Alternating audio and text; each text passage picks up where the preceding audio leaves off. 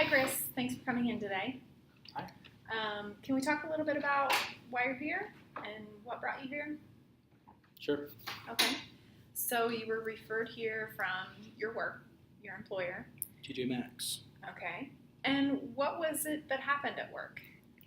Well, I had sort of been partying the night before. I got a really early shift, 6 a.m., but it was a friend of mine's birthday, so we went out and I got pretty smashed. I didn't drive to work, I didn't know nothing illegal, but Okay. so I was still pretty tipsy and knocked some boxes over that I was supposed to be loading, and said I have to do this counseling program or I Okay. can't come back to work. Okay. And how do you feel about that? I'm kind of pissed, but if that's the rules, you got to follow the rules. Yeah. But I think it's a stupid rule Okay. because I've shown up drunk a couple times, nothing bad's ever happened, and everybody, anyone can knock over a box. You don't have to be drunk to knock over a box. So, but I'm here. Whatever. Okay. So sounds like you've had this problem behavior a couple times before. So this isn't a first-time incident, I mean, right? if you want to call it a problem behavior, yeah, Okay. but I probably wouldn't. But they obviously think so. Right. So Right. Your employer's pretty concerned about it, otherwise they wouldn't have sent you here.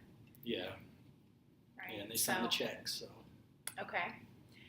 And how has this behavior been a problem for you with your relationships? what relationships, right? I haven't really had any relationships in a while. I mean, you're talking about dating, right? Yeah, either that or family or, Yeah. do you Okay. have a family? Yeah. Well, you got my mom. She's all right. She gets on to me sometimes, but I think we got a good relationship. But my dad, he drinks a lot, like a lot. Like, it's not a problem. My drinking's not a problem. His drinking is definitely an issue because he used to beat on my sisters, and it was. But that, and then like I said, I don't really date much anymore. Okay. So from your initial assessment, we kind of figured out that, you need to be in a group, in a substance abuse group, because that's Yeah. what your employer is requiring. However, you really weren't very motivated to change. And so I'm just kind of curious, on a scale of 1 to 10, 1 being the least and 10 being the most, where do you feel like you fit within that scale? I think that I'm more like a 3, 3. Okay. 2, 3, because it's not. I don't really see it as much of a problem. Maybe I can understand for the law, like you can't drink and move the forklifts and stuff like that, but I don't drive the forklift. I don't do Okay. any of that. Do you think that it could be, do you see how they could see that as a safety risk, though, at all? Yeah, but I think I'm the only one in danger. Maybe like someone else driving the forklift and I get in the way because but I'm totally in control. It's not. I'm not driving a machine or nothing. I'm just picking up boxes. Okay. What would it take to increase your number on that scale for your motivation to change? I don't know that I. What do you mean? Like, what is it that's going to help you to increase your desire to want to make a change? If I thought that it was a problem, I'd change it. I could stop whenever I want. I'm in control, but I don't think that it's a big deal. Because sure, I did almost get fired, but it wasn't like, I'm here. Okay. They're paying me while I'm here. Okay. So let's talk a little bit about the relationships again. You had mentioned that you really didn't have very many relationships, and Yeah. and I'm just kind of curious if your drinking behaviors were a part of that. Some of the women I've dated have mentioned it. They've said that, that I think they just can't hang. They can't party like I can, but it's I am 32 years old now, so even I sometimes don't feel like I can party like that. I wake up and I used to never get hangovers, but yeah, some of the women I've dated have said that I need to do something different, that they can't handle it. But I mean, isn't that their problem? That's their issue. Well, but this is causing a problem in more than one context of your life. Now we're being brought here from your employer, and so you kind of have an issue with work, and you're showing up to work drunk, and you're reporting that you're having some issues with relationships and not really being able to have a substantial relationship. You've said that it's caused problems with your mother, and so we're looking at different areas of your life, and it's causing some significant problems. Can you recognize that at all? When you say it like that, it seems so much worse than it does when I'm just picturing it. When I'm day to day, sure, my mom's a little upset, but she'll get over it. She always does, and there's always more girls. I mean, hasn't been many lately, but I really don't want to lose this job. Okay, so this job is kind of something important to you. Yeah. What does the job mean for you? It's the first time I've ever had health insurance. Okay. When I got hurt last year, they took care of me. They paid for the doctor's bills, things like that. They never did that at any of my other jobs. Okay. If something were to happen.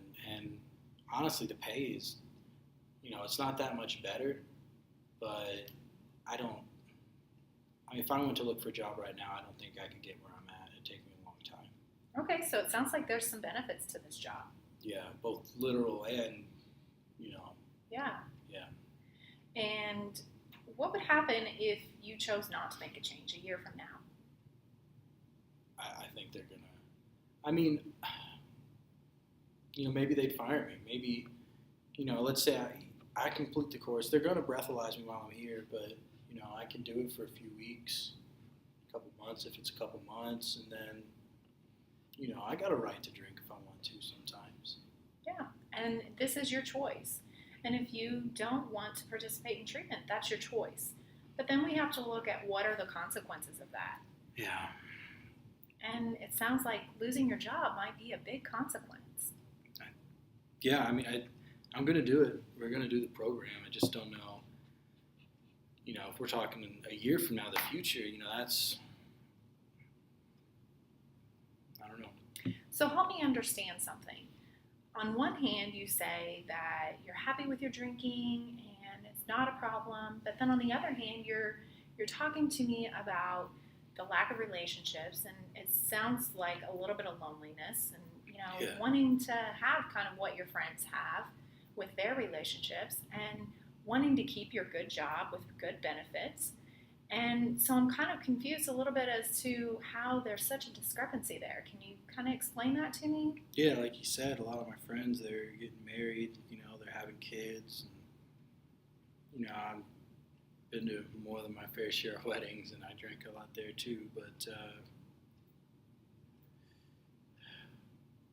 I think that, I don't know, I feel like if I admit that there's a problem, then it means there's something wrong with me. And I'm not, I'm always the cool, fun dude. Everybody loves me.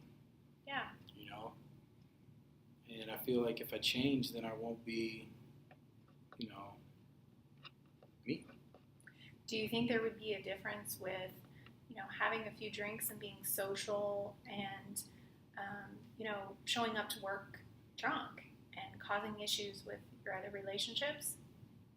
Yeah, I could tell you none of my friends show up to work drunk. Okay. That's... So how do you think they feel about that? I haven't told them. Okay. I don't want them to know. Okay. And that's fair. So now that you're thinking about all of the things that you could lose and, thinking about maybe some potential goals for your future, what would that look like if you could make a change? What would it look like to you a year from now? Perfect future? Yeah. I don't know. I think probably try to get back in school. Okay. There's a tuition assistance program at work, and a couple of my buddies have gone through it, and they'll pay for your books and stuff. Before, the reason I quit school is I just didn't have any money and I needed to get to work, so I did. But I'm so old. I'm 32. I feel like, do I even have time to change? Do I have time to go back to school? So do you feel like maybe you do have time to change? Do you think it's worth it? I don't know what I really have to lose. I mean, more of this. Right. Okay, so now thinking about some of these positive things and some of the things that you could obtain if you did make a change, where do you think that you see yourself on that same scale again? Do you think that number has increased at all? Definitely. I mean, I'm thinking about it. It's just looking at it, it's hard. So I'm not a 10. But if I was a 3 before, maybe I'm like a 7. That's awesome. That's a huge step in the right direction, Chris. So I think that maybe we can progress forward and we can put you in the group, and you can start as early as next week.